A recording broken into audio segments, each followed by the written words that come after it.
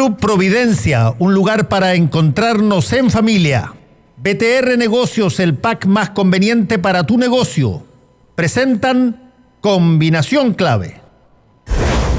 Toda la opinión, realidad y debate sobre los temas que me interesan. Junto a Fernando Paulsen. La clave me escucha.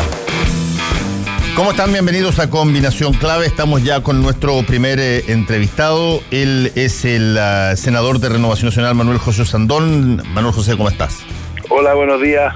Sí, antes que nada, decirles a todos que en cualquier momento podemos interrumpir esto si es que hubiese algún tipo de información respecto del avión siniestrado ayer entre Punta Arenas y Antártica, que está pesquisándose con muchos barcos, muchos aviones, buscándose a ver si es que se puede encontrar trazas de ese avión que llevaba 38 personas a bordo, Manuel José. Mira, ¿qué decir? Una noticia tan terrible, espero que estén vivos y que los puedan encontrar. Así es. Mientras tanto, acá se están jugando otro tipo de variables en lo político. Ayer el presidente salió a anunciar una serie de medidas que de alguna manera tienen que ver con una serie de aumentos de penas en términos de lo que se han denominado eufemísticamente delitos de cuello y corbata y algunas otras cosas. Y tú has sido bastante crítico hasta ayer, no te escuché después de eso, respecto de que el presidente no ha logrado captar aparentemente, según tú, la envergadura de lo que está pasando. Mira, yo después de leer lo que dijo el presidente, estoy contento en el sentido de que hay un tema que vengo gritándolo hace mucho tiempo, esta agenda antiabusos.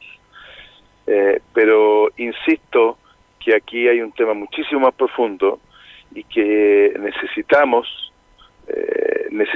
Fernando, tener una mesa, una interlocución de un acuerdo transversal en todas estas materias, y yo te diría casi prelegislativo, así de carepalo, prelegislativo, o sea, estas cosas acordarlas con la oposición antes, porque hoy día tenemos dos tipos de personas, o parlamentarios, algunos republicanos que quieren de alguna manera salvar el sistema y que esto se arregle para tener un Chile mejor, y otros que sin querer queriendo quieren que esto se caiga.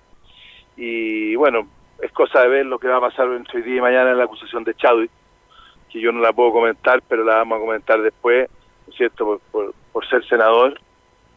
Por ser jurado, digamos.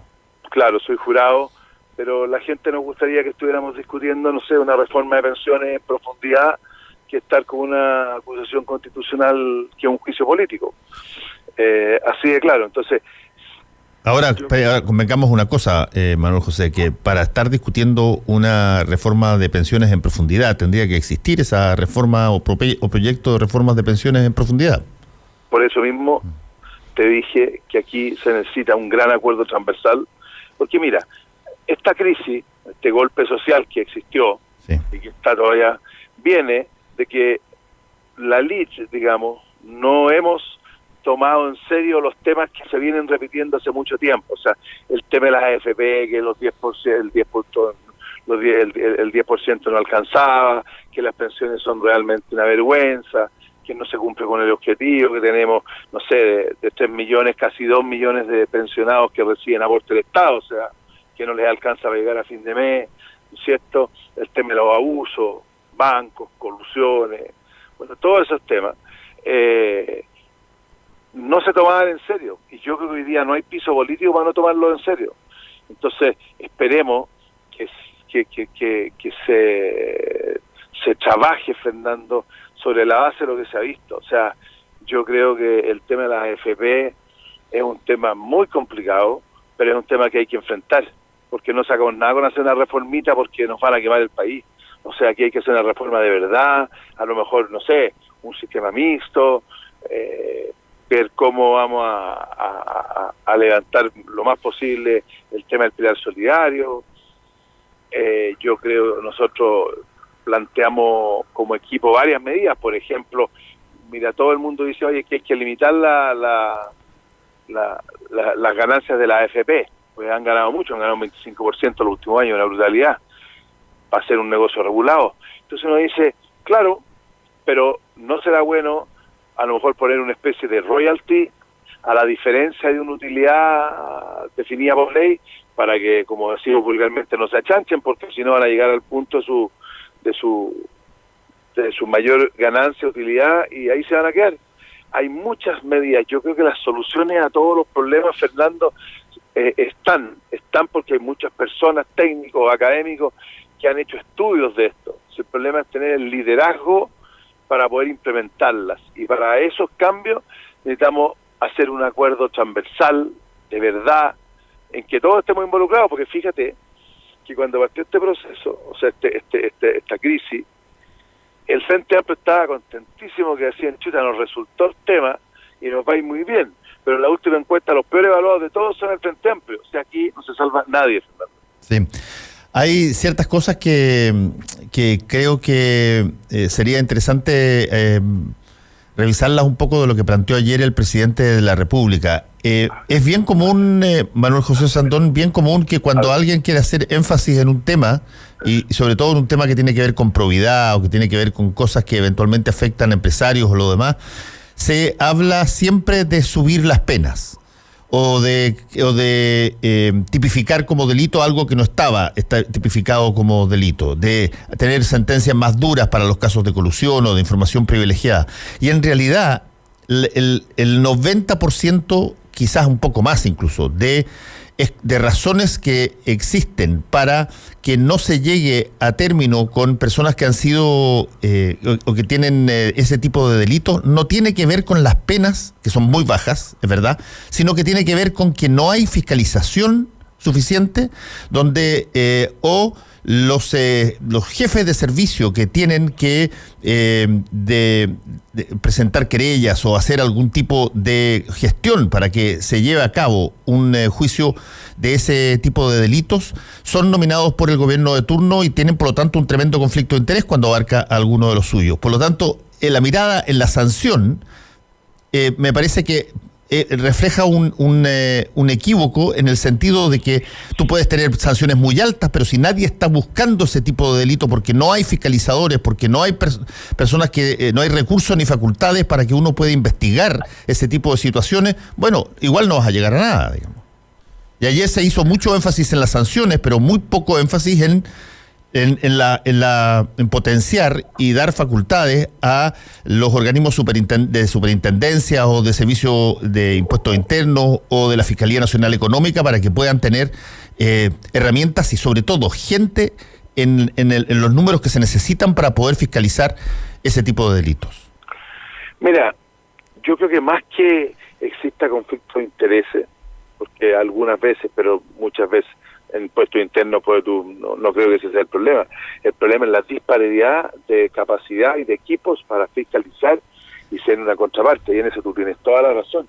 O sea, mira, si nosotros en el tema de impuestos lográramos de alguna manera que tuviéramos normas muy claras y fáciles, con equipos potentes para buscar la elusión, porque tú recaudaríamos muchísimo más dinero, mucho más que subir las penas, mucho más que subir los impuestos, sino evitar que se eluda. Lo mismo pasa, yo creo que de la derecha, no sé si fue el único senador que votó a favor del tema del CERNAC, porque el CERNAC para mí tenía que tener dientes grandes, digamos, sí, claro, para realmente, y se los limaron. Se los limaron en el Tribunal Constitucional. Se los limaron, pero hubo un tema de nuestro sector que empezó con eso, digamos. Y eso es un error inmenso. Yo creo que hoy día, yo supongo que el sentido común te dice de que esto no daba para más. Mira, yo lo que quiero, y siempre he creído, porque es una cosa que aprendí siendo alcalde, que es muy importante que estos sean equipos parejos. Porque, claro, si una cuestión es como está hoy día, al final nada le pasa a nadie. Y si es al revés, un equipo muy duro y muy fuerte del Estado y muy débil el otro, al final esto se termina en corrupción, porque en el fondo la única manera de salvarte de un abuso es ofreciendo plata. Entonces tienen que ser capacidades mucho más parejas, pero con herramientas más sencillas, más claras. Hoy día la verdad es que no le pasa nada a nadie, y Y eso ha creado una sensación de impunidad en la gente, de injusticia tremenda, y es cierto. Entonces cuando, como se dijo, a un personaje o a un par de personajes los mandan, no sé, pues se roban 380 millones de pesos y pagan 10 de multa, o lo mandan a clases de ética. Mira, una de las cosas que son importantes para influir en que la gente piense varias veces el cometer un delito de cuello y corbata es la cárcel efectiva. Sí. Porque cuando tú conoces gente del mundo delincuencial corriente, la cárcel está en su historia, está en su carrera, pero para el delincuente de cuello y corbata le tiene terror a la cárcel. Yo te aseguro que si los gerentes que se coludieron, por ejemplo, en las farmacias, hubieran sabido que más que la multa se iban ellos presos, no se habrían coludido, porque le tienen terror a la cárcel. Y eso es muy importante.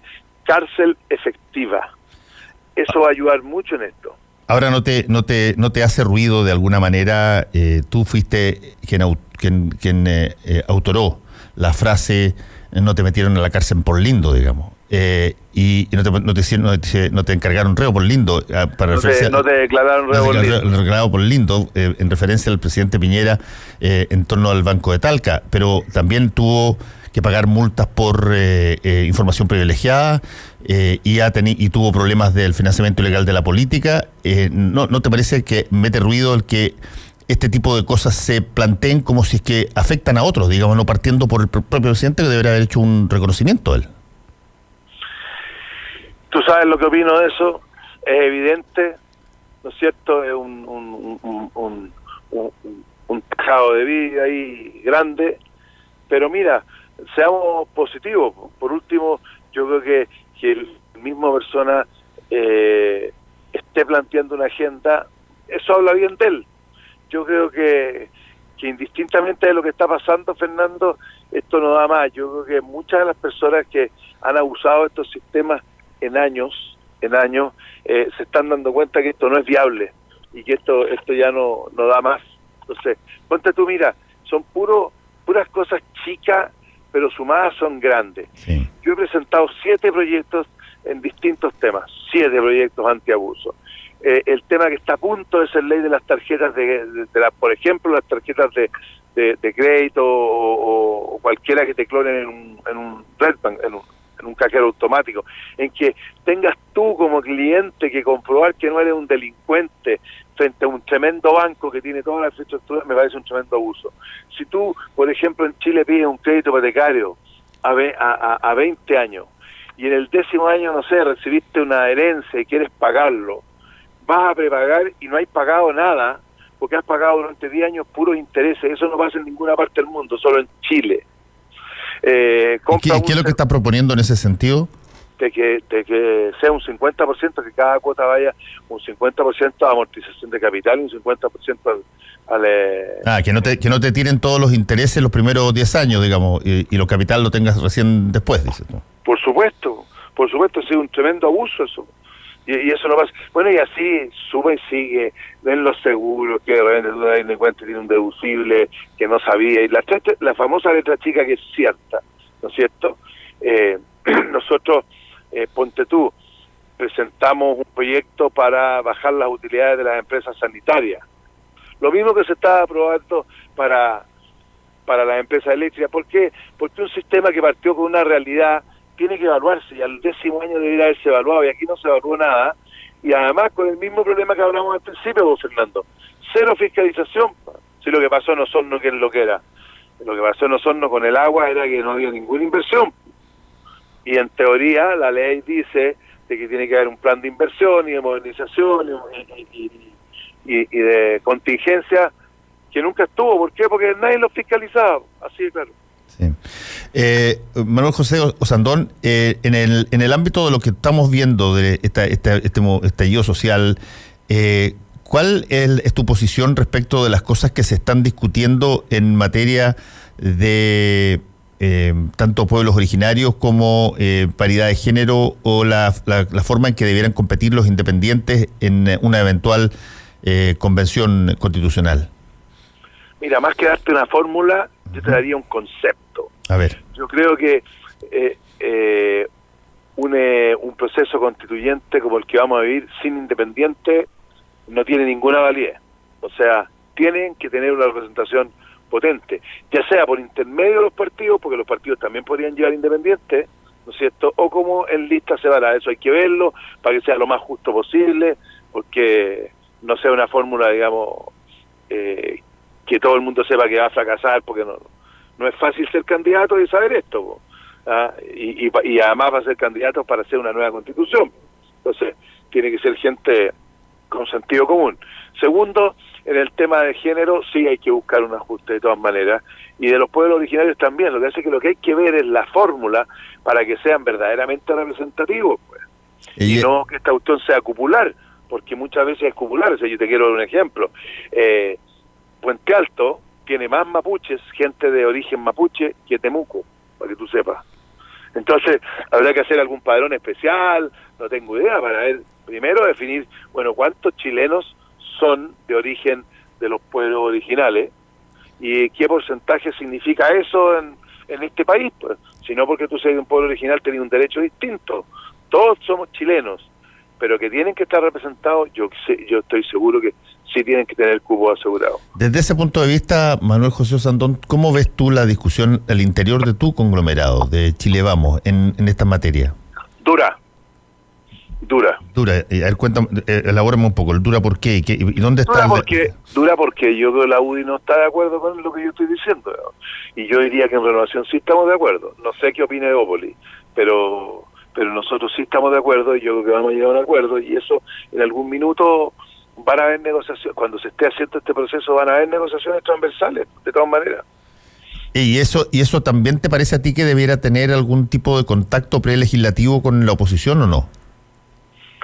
Sería extraordinario por la gravedad y por la importancia del resultado de una buena constitución. Porque mira,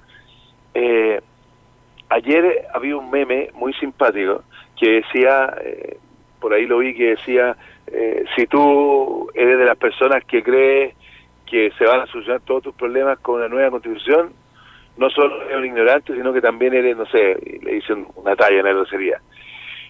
Yo lo que he conversado con mucha gente, la gente no tiene idea lo que es una constitución, la gente no ha leído nuestra constitución, pero sí está convencido de que la constitución es la causa de todos sus males. Lo que no es cierto. Yo voy a votar que sí, yo creo que es muy bueno tener una nueva constitución, no hay ningún problema de eso. Pero la gente que participe en este proceso, o sea, yo estoy hablando de los que van a construir esta nueva constitución, sepan la responsabilidad que tienen, y que esto no pasa solo por empezar a hacer un listado de todos los derechos que uno tiene, y que no pongan ningún deber, y que además traten de solucionar todos los problemas sociales en la Carta Fundamental, porque ese no es el objetivo de una constitución. Claro que ha habido y existido una campaña, digamos, que la constitución es el pecado de todos los males, y tú sabes que eso no es cierto. Puede ser de algunos, pero no es cierto. Entonces no vaya a ser que hagamos una constitución larguísima, que lo único que se transforme en que sean puros derechos, y ningún deber, y al final lo que reventemos nuestro país. Pues si nuestro país lo que necesita con una buena constitución son certezas para que este país se desarrolle, certezas para que exista crecimiento económico, pero también certezas sociales, o sea, que esas certezas que el crecimiento económico sea bien repartido, y eso no es solo andar repartiendo plata en la calle, pues, Fernando, es, por ejemplo, ¿no es cierto?, que todo joven que tenga capacidad y preparación pueda estudiar una carrera, que exista una educación pública de calidad, y no que tengáis que pagar 400 lucas para que tu hijo sea educado en un buen colegio, de que tu mamá no se muera porque no fue atendida en la lista de espera de un hospital. Esas también son certezas. Que no tengáis miedo de envejecer porque vaya a tener vaya a ser pobre en tu vejez y no tenéis cómo salir de la pobreza. Esas son las certezas que tenemos que buscar en una nueva constitución, para que el país pueda funcionar bien, y no como lo llevábamos vendiendo. Mira, yo te voy a contar primero, cuando el presidente Ricardo Lagos dijo que en 20 años íbamos a ser un país desarrollado.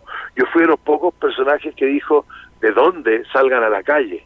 Es imposible. Lo mismo dijo el presidente Piñera.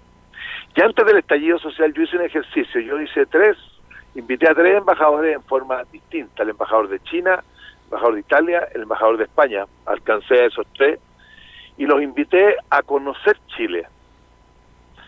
Y los traje al área sur de Santiago, los saqué de Isidora Goyenechea, a las calles bonitas que ellos siempre están, y los traje, pasaron por La Pintana, Puente Alto, Bajo de Mena y todo, y no lo podían creer. No podían creer en el país lo que estaban mirando, digamos. Entonces, el país que el país que estaba descubriendo hace poquitos días también el ministro de Hacienda, Ignacio Briones, digamos. O sea, mucha gente está descubriendo este país hace poco. Entonces, cuando no fuimos capaces por décadas de sentarnos a pensar qué significa no llegar a fin de mes, Fernando, qué significa para uno no llegar a fin de mes, no poder pagar la cuenta del luz, no poder pagar el agua, los niños sin leche, o tener que, no sé, saltarme el metro porque debo llegar a la pega y no tengo plata para pagarlo. Bueno, o qué significa que tu mamá, que tu tía, no sé, cualquier pariente cercano reciba 120.000 pesos, 130.000 pesos de pensión, que apenas alcanza para los remedios cuando más necesitan.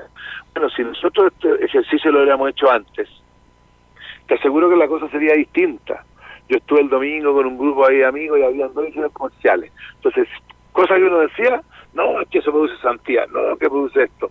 Mira, le dije yo, ¿por qué no hace por un minuto un análisis como economista de que el que gana el mínimo o el que tiene esa noción eres tú? Te aseguro que tu tesis cambia al tiro. Y por supuesto, cambia al tiro. Entonces, ponernos, ¿no es cierto?, en el lugar de esas personas. Y el que le dio el clavo fue el presidente Piñera cuando habló que algunos vivimos en un oasis. Porque al vivir en un oasis es reconocer que todo lo alrededor es el desierto.